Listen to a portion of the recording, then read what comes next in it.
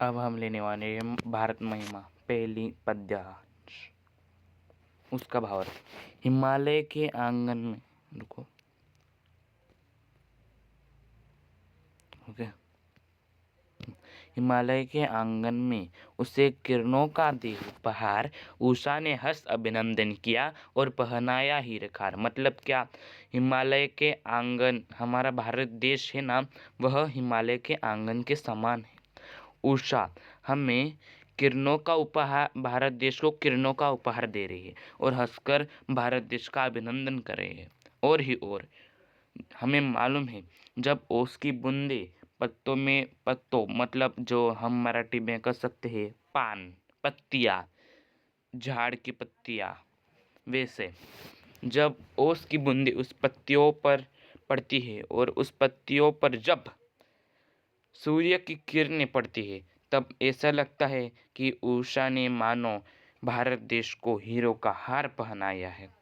पहले काव्य पंक्ति का अर्थ है, जगे हम लगे जगाने विश्व, लोक में फिर फैला आलोक, व्यंतम पुंज हुआ तब नष्ट, अखिल संस्कृति हो उठी अशोक।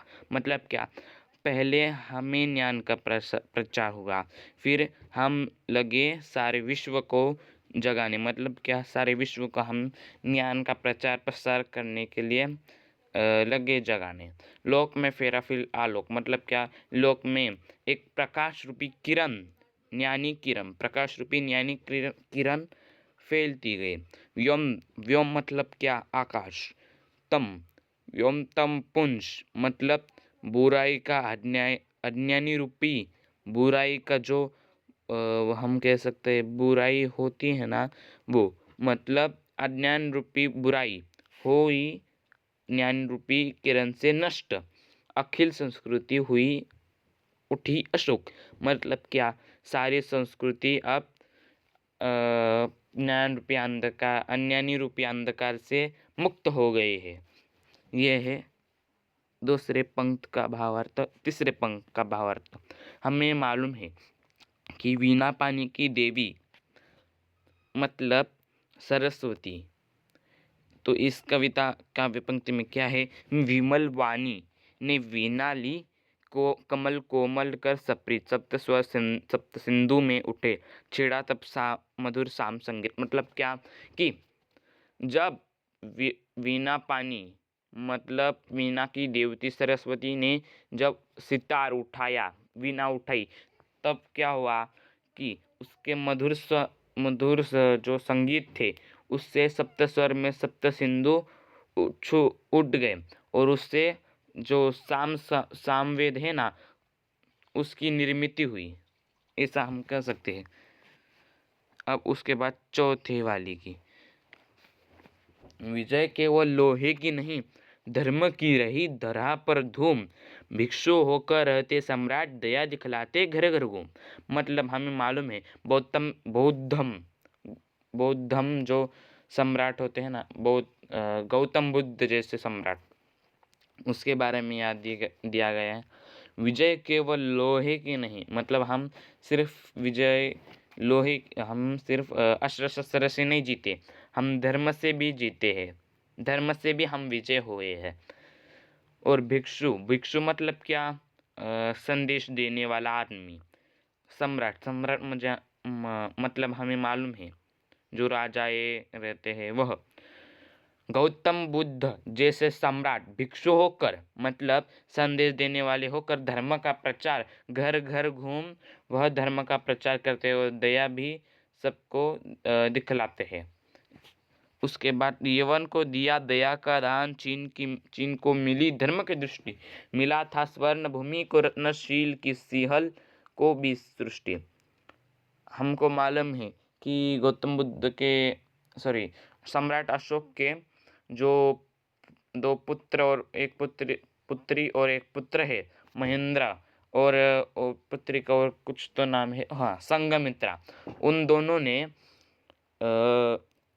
ने क्या किया कि धर्म का प्रचार भारत से धर्म का प्रचार लेकर वह चीन गए और चीन को भी भारत देश से चीन को धर्म की दृष्टि मिली, ऐसा हम कह सकते हैं।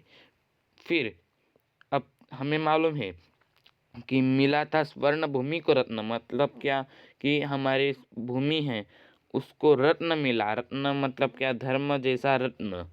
शील, शील की सीहल को भी सृष्टि। सीहल मतलब क्या, दिखाता हूँ तुम्हें। यह सीहल मतलब क्या, मतलब श्रीलंका। श्रीलंका को भी मिली हमारे से धर्म की दृष्टि। किसी का हमने छीना नहीं, प्रकृति का रहा पालना यही, हमारी जन्मभूमि थी यही, कहीं से हम आए थे नहीं। हम परदेसी जैसे, परदेसी हमें मालूम है जो परदेश से आते हैं और यहाँ रहते हैं हमारे भारत देश में। हमें मालूम है कि हम यही के हैं, भारत, भारत भूमि की संतति है। हम कहीं से आए, हम परदेश जैसे व्यक्ति जैसे आए नहीं। हम यही है, हमारा जन्म स्थान यही है, हम कहाँ से आए थे नहीं। प्रकृति हमारा सदा पालन पोषण करती रहती है। हमें प्रकृति फल देती है, फूल देती इत्यादि आदि, हमें वह मदद करती है। उसके बाद चरित थे पूत, भुजा में थे शक्ति, नम्रता रही सदा संपन्न, हृदय में गर्व की नहीं सॉरी चिरित थे पूज, भुजा में शक्ति, नम्रता रही सदा संपन्न, हृदय के गौरव में था गर्व, किसी को देख ना सके विपिन्न। मतलब क्या कि हमारे चरित्र सदैव पवित्र थे, हमारे चरित्र सदैव पवित्र थे। हमारे भुजा, भुजा मतलब क्या, हाथ, बाहों में हमारे बाहों में सदैव शक्ति रहती थी। हमारा नम्रता सदा संपन्न रहता था। हमारे हृदय में, हर एक भारतवासियों के हृदय में गौरव का गर्व रहता था, किसी को देख ना सके विपन्न। मतलब क्या, हमारे भारतवासी थे ना, वो किसी को दुखी न देख सके। उसके बाद हमारे संचय में था दान, अतिथि सदा हमारे देव, वचन में सत्य, हृदय में तेज, प्रतिज्ञा में रहती टेव। मतलब क्या, हमारे संचय में था दान, हम दानशीलता थे। अतिथि हमारे अतिथि थे, वह देव के समान थे। हमारा वचन सदैव सत्य था, हमारे हृदय में तेज था, तेज। फिर हमारे प्रतिज्ञा में रहती टेव, टेव मतलब क्या, टेव मतलब आदर, हमारी प्रतिज्ञा में रहती सदैव आदर। उसके बाद वही है हमारा रक्त, वही है हमारा देश, हम भारत भूमि से आए, हम भारतीय है, हमारे पूर्वजों का खून भी हम में अब बह रहा है। ऐसे कह रहे हैं कवि कि हमारा वही रक्त है, वही भारत देश है, वही हमें, हमारे पूर्वजों का साहस है, वही सा ही हमारा ज्ञान है, वही है शांति, वही है हमारे पूर्वजों की शक्ति, वही है हम आर्यों के दिव्य संतान। उसके बाद जिए तो सदा इसके लिए यही अभिमान रहे, यह वर्ष निछावर कर दे हम सर्वस्व हमारा प्यारा भारतवर्ष। जिए तो सदा हमारे भारत के लिए जिए, वरना क्यों जिए, सही ना। यही अभिमान रहे, यह हर्ष, मतलब हमारा जो हमारा, हम कह सकते कि हमारा अभिमान यह आनंद के समान है। निछावर कर दे हमारा सर्वस्व, हमें हमारा सर्वस्व है वो कुर्बान करना देना चाहिए। हमारा प्यारा भारतवर्ष ऐसा कह रहा है, और हमारा प्यारा भारतवर्ष ऐसा कह रहा है। Please like and subscribe.